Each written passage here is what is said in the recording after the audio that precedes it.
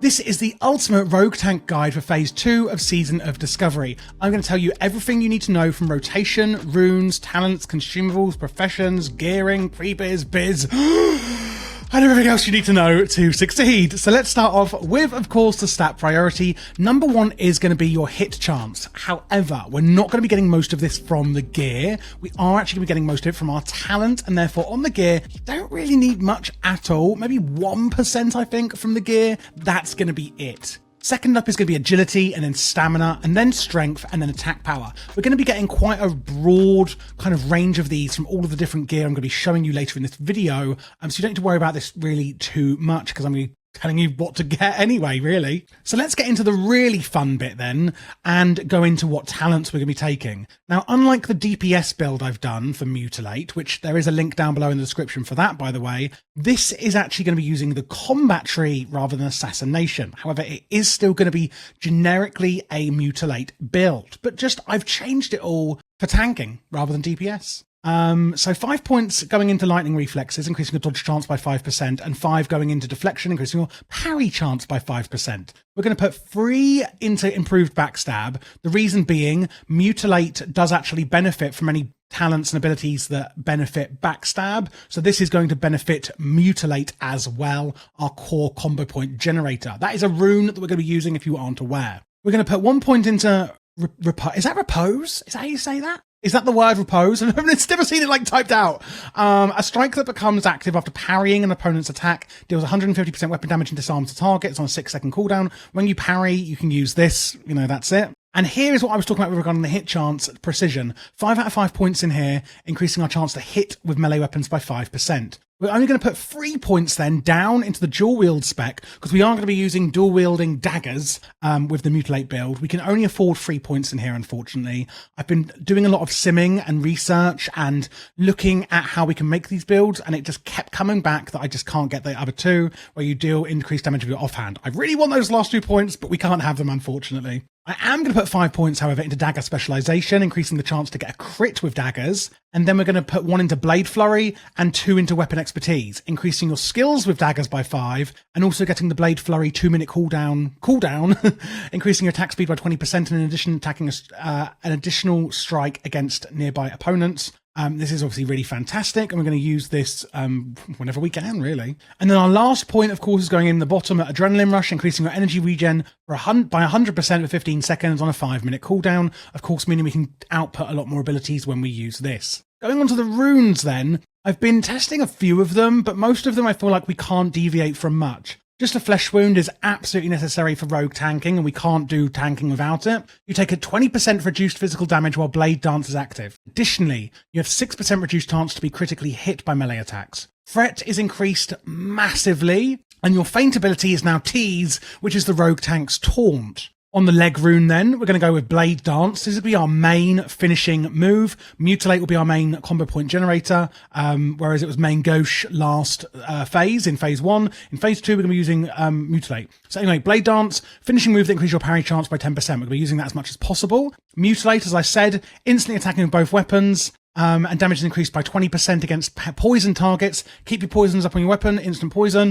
It awards 2 combo point. And as you can see, it benefits from everything that backstab is affected by. And before we were using main gauche. Mutilate is insanely OP right now. I'm praying it stays like it because it is so fun, both leveling at and at max level. It's insanity. It literally is insanity. And while leveling, it can like nearly 2-shot things. If you are looking at leveling, by the way, or doing dungeons, raiding, etc., do consider joining my Discord. We've got like an insanely big community now of loads of people all playing together, SoD, retail, the whole lot. And I can also help you if you want to become a member or Patreon. I can help you with logging and Warcraft logs, simming and all of that. You can open a one-to-one like private ticket in the Discord for Patreons.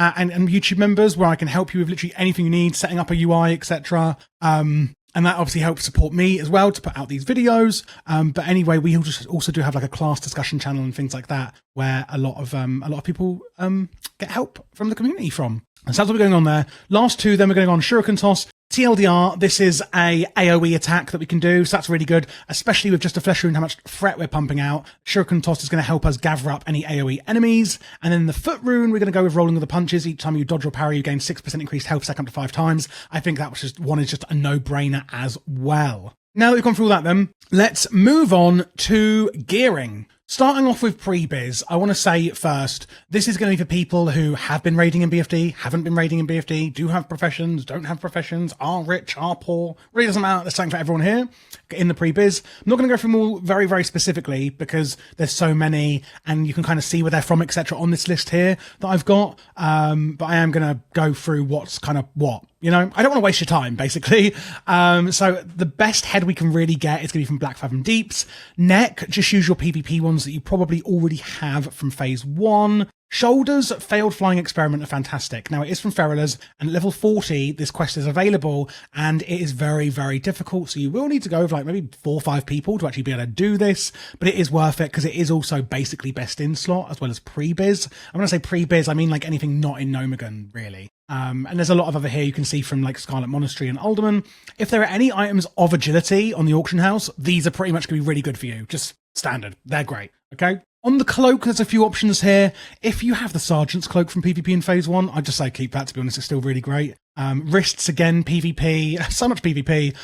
These are from Exalted with Warsong Outriders. If you can't be bothered with that, then again, there's these well-drop ones. On the chest, there's these 2 quests for Alliance and Horde. On gloves, we have quite a few options. Razorfen Downs has some good ones. There's the Tiger Hunter gloves from Tiger Mastery in Stranglethorn Vale. That's where you kill the tigers, come back, and have to kill the big daddy or mummy tiger. Or you get some swine fists. On the wrist, or waist, sorry, there's a few options. Arathi Basin Honoured is good if you do like PvP. This is starting to feel like a PvP guide. But if you've been raiding already, basically, I mean, TLDR, if you have been raiding, just keep all of your BFD gear. It's pretty much going to be great until you get into Nomagon anyway. That's what I'm doing, personally. On the feet, there's some good well drops. Leather working is really good, you can see here. Same again on the legs, Pants of Power, a few quests here. Leather working again. Rings again, just stay with whatever you've got. Whether it's PvP, Seal of Rin, which is from Deadmind's, you know, the unsent letter off of Edwin Van Cleef's body that takes you on a wild merry-go-round goose chase in Stormwind, killing people and spies, and oh god, it's all quite the mystery to be solved. That's the Seal of Rin. That's really, really good. And I did discuss that in my What to Do First at level 25 video in Phase 1, if you're interested. Otherwise, there's a Seal of Sylvanas. Trinkets, just keep whatever you've got from Phase 1. If you are swapping from DPS to tank or tank to DPS, don't forget you can now trade in your Avengers Void Pearl, or vice versa, if you're using something else, at Booty Bay for 75 gold. And again, Phase 1 PvP Trinket is still really good from the Warsong Gulch friendly. On the weapons, we do want to get dual daggers, remember. Gut Ripper and Blood Harvest Blade are both really, really good. One's from Stranglethorn Vale, PvP event, and one is just a world drop, which could be insanely expensive. I haven't looked if there's even any on the auction house yet. Probably not. At least on my server, but you do want to make sure you're going with daggers. You can get Warsong Gulch Revered if you are doing a lot of PvP again. I might just do like a PvP guide after this. In fact, I will actually be doing PvP guides after I have done all my class guide videos, so do subscribe so you don't miss those if you are into PvP, just FYI. But yeah, PvP is going to get you a lot of rewards here. You can see again, there's some other good ones on the ranged weapon, and your offhand again, Stranglethorn Vale PvP is going to be best. Let's now have a look at the Biz gear. Okay, so first of all, I'm going to really recommend that you do take leather working, because this hat, the glowing Neurolink cowl, increasing your chance to hit by 1%, which is going to put us to the hit cap, including our talents. And then you can use it, which will do some damage to yourself, but increase your melee and range attack speed by 20% and give you +3 weapon damage. It is phenomenal. There's, of course, a quest line, etc. for this, just like I was in Phase 1. This is from Nomagon, really good. Nomagon Peace Officers Talk. These are the ones from Feralers I spoke about, the shoulders. Dark Hooded Cape, I believe, is from, Nimar the Slayer. It's a Arathi Highlands one, so you do need to pop over there to get that. Insulated from Nomagon. This is really good. It's a free set, increasing your chance to crit, increasing your daggers, and you can see it gives attack power in Cat Bear. Don't be fooled by that. It is really good for rogues as well. The Forest Stalker's Braces are from Warsong Outriders Exalted, like I previously spoke about. And then we've got the Toxic Revenger and the Gut Ripper, again being the best weapons here. Machinist's Gloves are going to add 30 attack power when fighting mechanical units, which is fantastic. Skullduggery Waistband from Nomagun is going to be on the waist. Insulated, which is the same set on legs and feet. PvP ring on the ring still, this is from phase 1, and then we can get this unique equipped hypercharged gear of devastation, adding strength, agility, stamina, nature resistance and arcane resistance on our other ring. Now this is from Nomagun and you can only have one of these are really good. Of course, Avengers Void Pearl still being biz from phase 1, and then using this 420B experiment trinket, which you can use every 30 minutes, so huge cooldown, but it is going to increase your attack speed by 5% and give you some more attack power. And then there's just this bow that you can use over here. Looking then at consumables and professions we can use, Elixir of Agility and the Elixir of Ogre's Strength. There is one for defense as well. These are all going to be really, really good potions that you can use, or elixirs, sorry. Dragon Breath Chili is quite good, where you can occasionally belch flame at enemies struck in melee for the next 10 mins. This does also stack with your food buff. And then going on to food, I would say go for the Spider Sausage, which you could easily farm yourself or buy off the auction house. Farming it yourself is in the northwest region of Dustwallow Marsh. I mean, there's other areas to get it, but there's like 1 million spiders up there. It's about a 40% drop rate on their white spider meat,